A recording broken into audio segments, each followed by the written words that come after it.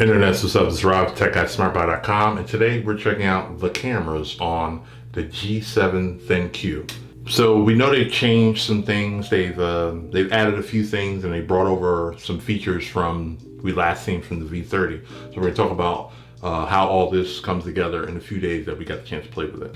So in case you missed out, you have two 16 megapixel shooters on the back, one standard f1.6 with a crystal clear lens, and other wide-angle f1.9. And in the front, you bump back up to 8 megapixel f1.9. So we want to test out how all the new features do.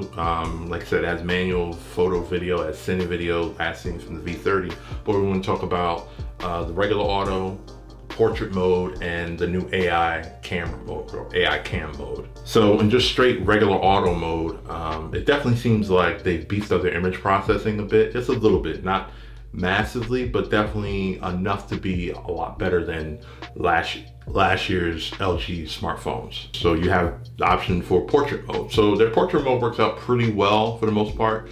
It's definitely not up to the pixel standards. This does okay, but when you pinch the zoom, you can see that some of the edges on some of the photos come out a bit like they cut around, or they got, they outlined it, or they get too close to the subject.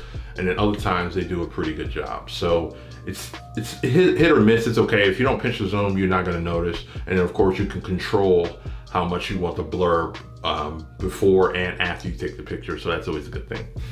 So you already know regular, you already know portrait mode as seen from the iPhone 10 and Pixel and everyone else who does it now. But let's talk about the AI cam. So AI cam is something new that they brought to the G7 ThinQ. So what this does is it utilizes artificial intelligence to analyze the scene of whatever you're about to take, whether it be camera or whatever, and it'll recommend a shooting mode. So you have the options of landscape and city, flower, person. You can read all those things automatically before taking a picture. From the times we've used it, it works out pretty okay. Sometimes it tends to oversaturate just a bit in regards to the colors, but works pretty well. It's kind of like a super auto mode for the most part. It's definitely one of many tools that help the G7 be a very super versatile smartphone camera. So based on all the things we've shown you just now off the camera, are you impressed? Do you like where LG is going with their new wave of cameras, or are you going to wait for the V40 or the next thing?